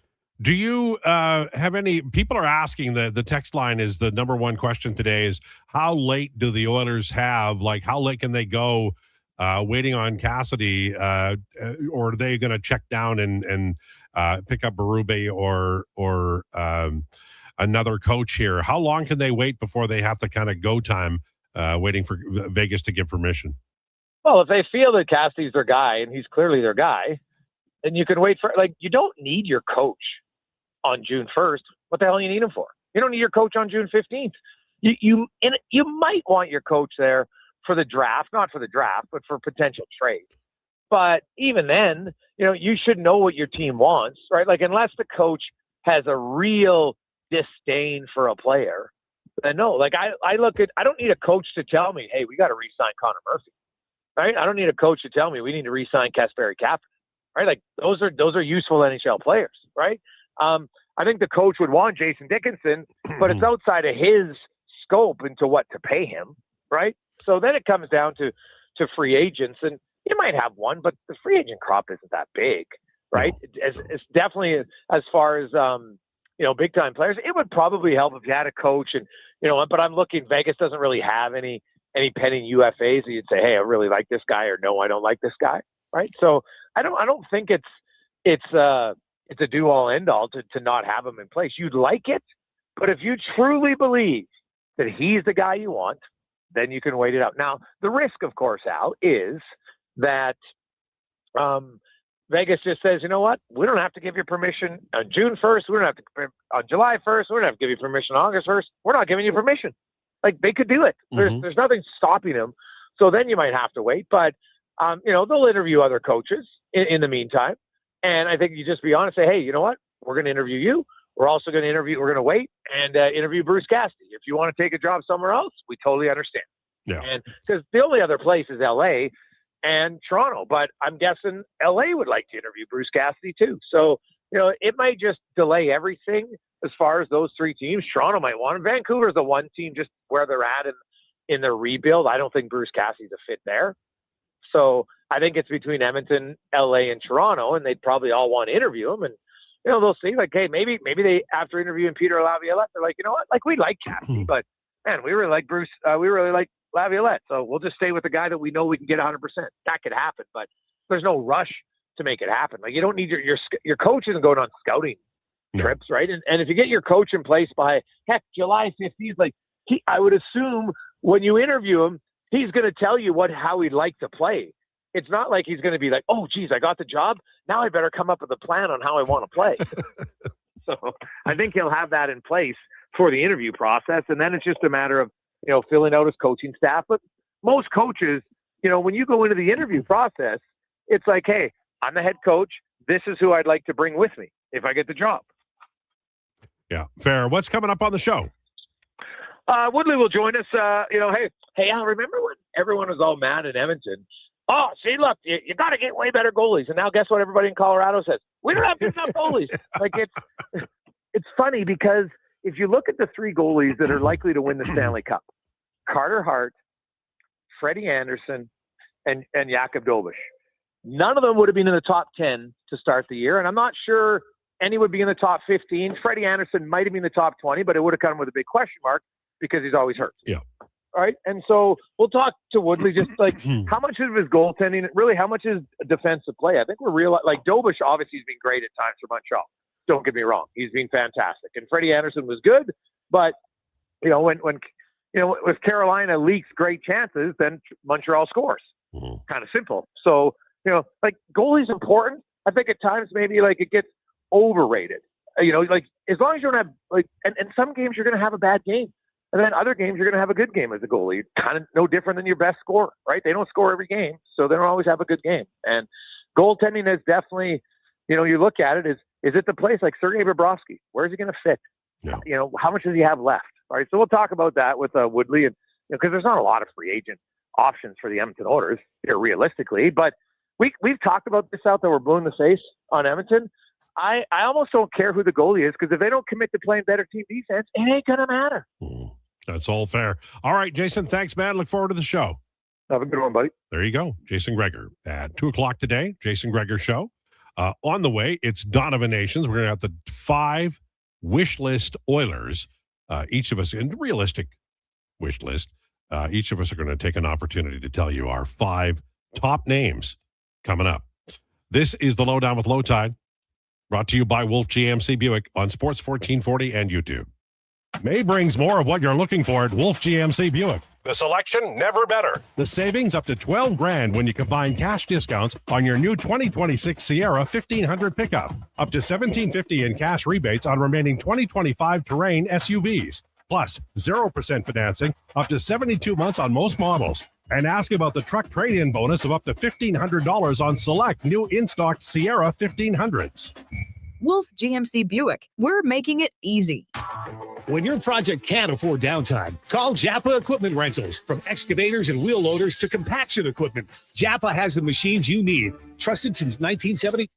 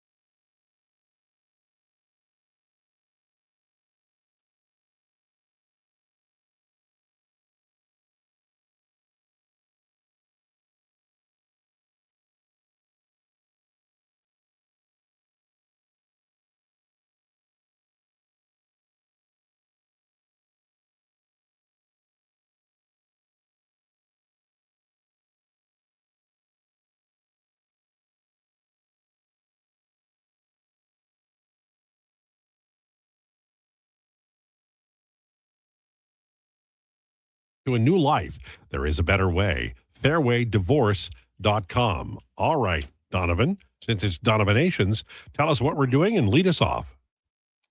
We have the top 5 targets, whether that's trade or free agency, for the Oilers this summer. Our own personal top 5. Okay. I'll start us off here. I'll give you a couple honorable mentions to start us off, and then I'll get into number 5. But these are guys who I view as, if X happens, like for instance, if Darnell Nurse gets traded, I have Jamie Alexiak as an honorable mention. Sure. Would be a cheaper player. Makes sense. I think is a bit of a downgrade in terms of the quality of player, but I think he would fill the role that Darnell Nurse would be leaving in his wake. And then I also have Jaden Schwartz as an honorable mention.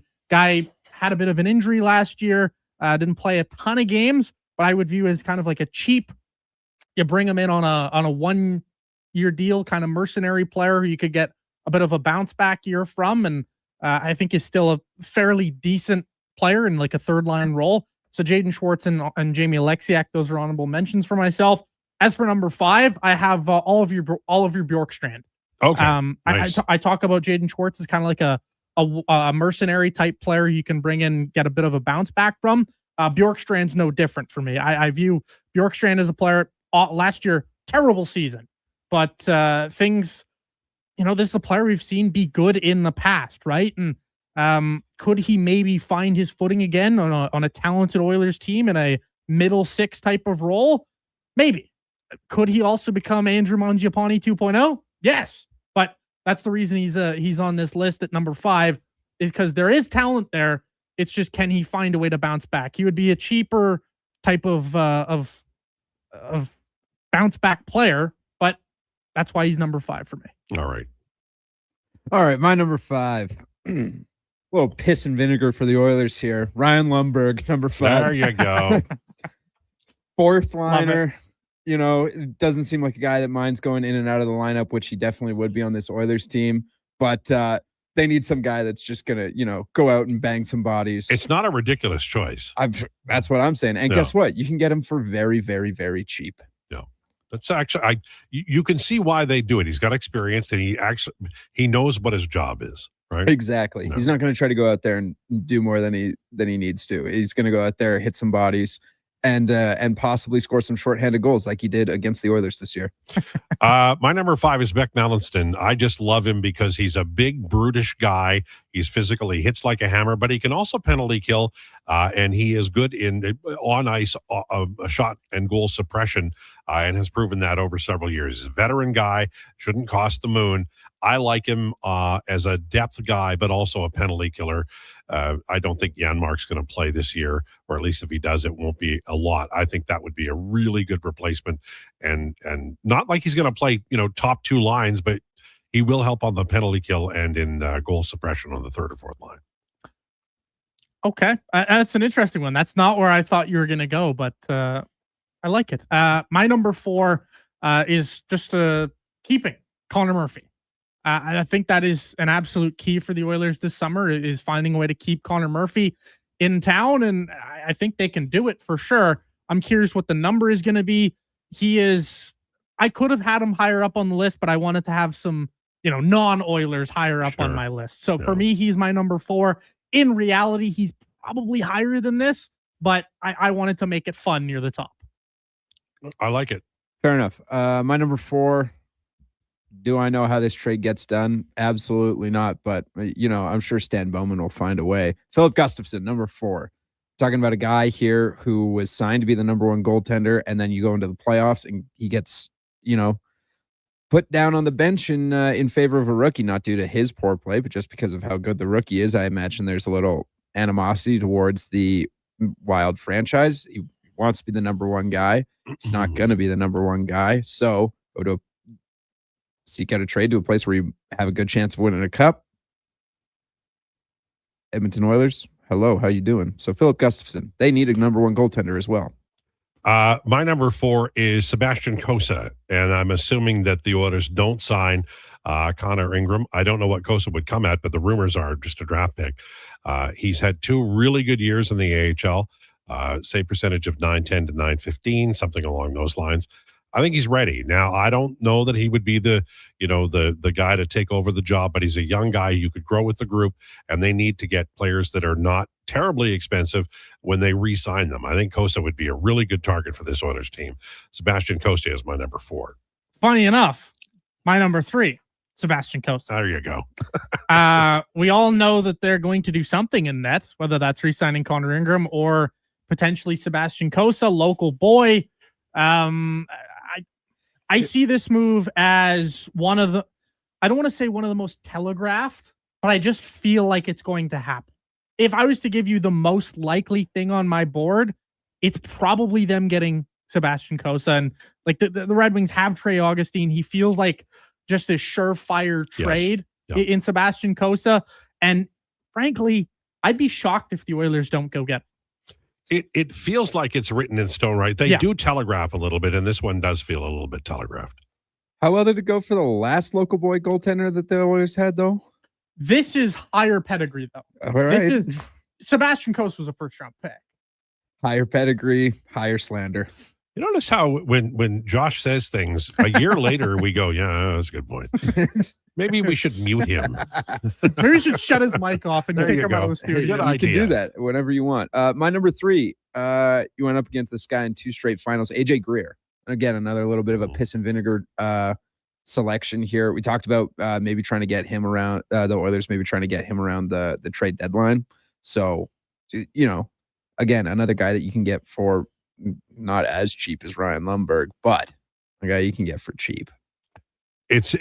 And knows his role. Yeah, and I like that idea too, and I think that it's we're not spending a lot of money, which I really like in this group. I thought you guys would be a hell's bell spending big coin, but you're not. Alex Tuck, my number one. Sorry for the spoiler. There you go. This is a depth move for me, I like him a lot. He had a really good year. I'm bringing back Vincent Desharnais. Now, I understand he'd be a 6'7" guy, but he's really good on the penalty kill, and he's tough as nails, and he gives this team some real attitude. And his foot speed is still good. I know he's 29, and he came to the league late, but I think Vincent Desharnais would be a really good get for this team. And he might play 50 games, but I think that in the times of the year when this team is having a terrible time killing penalties, he's really good at it. I'd like to see Vincent Desharnais return. That's not where I thought you were going to go there. I thought he was going to say Brett Kulak. I figured Brett Kulak might be in your list, but interesting. I don't try hate not the to idea. spend money. I can see that you're trying not to spend money. I'm throwing your money out the door and saying, Boone Jenner, please come to Edmonton. Oh, there you go. That's my third line center. I think the Oilers do need to address third line center. This is a player who, prior to Columbus heating up at the before the trade deadline, I thought there was a really strong chance the Oilers might look at Boone Jenner. And to me, I mean, you look at you're a points per 60 guy, Al. Boone Jenner's points per 60 was awesome last year. Boone Jenner's a player who he's 32. I know some of you get scared off a little bit by age, and he had played 67 games, had 38 points. Like Boone Jenner to me is a perfect third line center player. And if you're bringing in a Boone Jenner, he's a great leader. He does a lot of things really, really well. For me, third line center is the hole that I want to plug most, probably. Take Jason Dickinson if you want, but I just think Boone Jenner is an upgrade in terms of the offensive style of game. And the Oilers, we know that they can play offensively, but man, I just don't want to pay Jason Dickinson what I think you're going to have to pay him. I'm with you on that. 17 points last year? You need a little more substantial offense if you're going to do that. So that's why Boone Jenner would be my guy at third line center. My number 2, Connor Murphy. Enough said. You sign him. You sign 2 players at the same time. You sign Connor Murphy and the good Darnell Nurse. So worth the money. So Josh just stole everything I was going to say. My number 2 was Connor Murphy for the same reasons.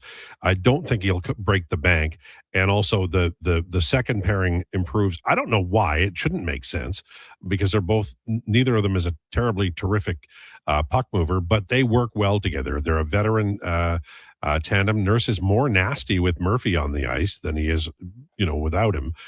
I will absolutely endorse Murphy as the number 2 signing on my list for sure. Mine, I know we talked about realism. My number 1, it is Jordan Kyrou. I don't know how realistic it is.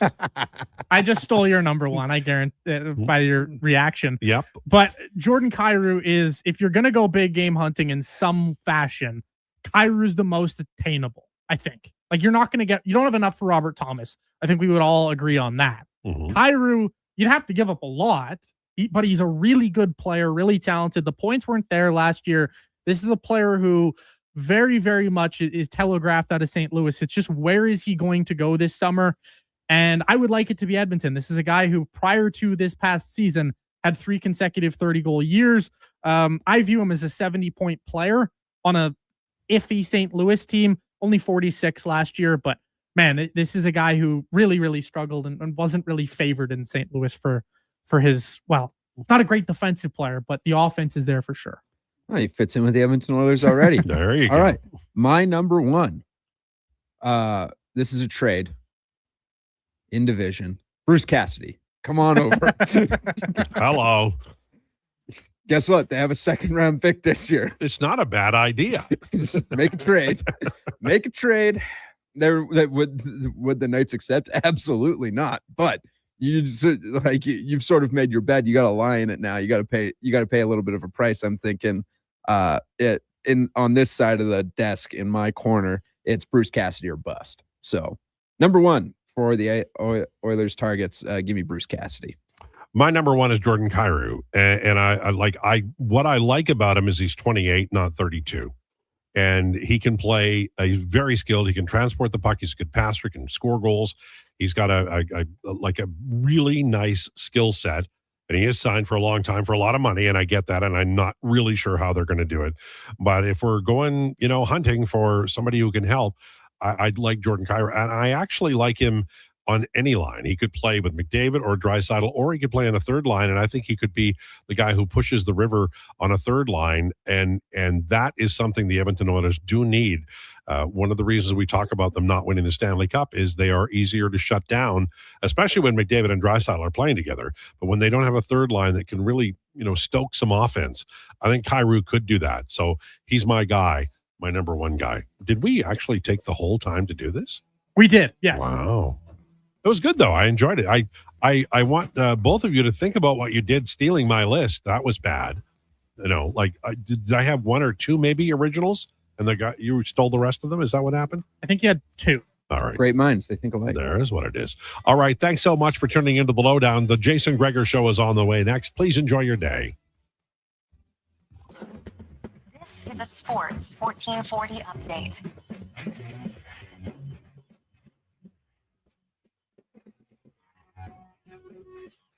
This Sports 1440 update is brought to you by Sean Cunningham of Remax Real Estate. Get the home team advantage for your next move in the Edmonton area. If you're thinking about buying or selling a home, call or text Sean directly at 780-265-0165.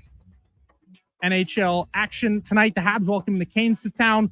Series tied at 1. Puck drop going at 6. The Memorial Cup, it's Kitchener and Everett at 6. The hard court, the Knicks looking to sweep the Cavs. And some MLB action. The Jays host the Marlins. First pitch going at 5:07. Trey Yesavage on the bump for the Jays. Coming up next on Sports 1440, it is the Jason Krueger Show. I'm Donovan Paulson. That's your Sports 1440 update. Sports 1440 in West Edmonton Mall and Watawa.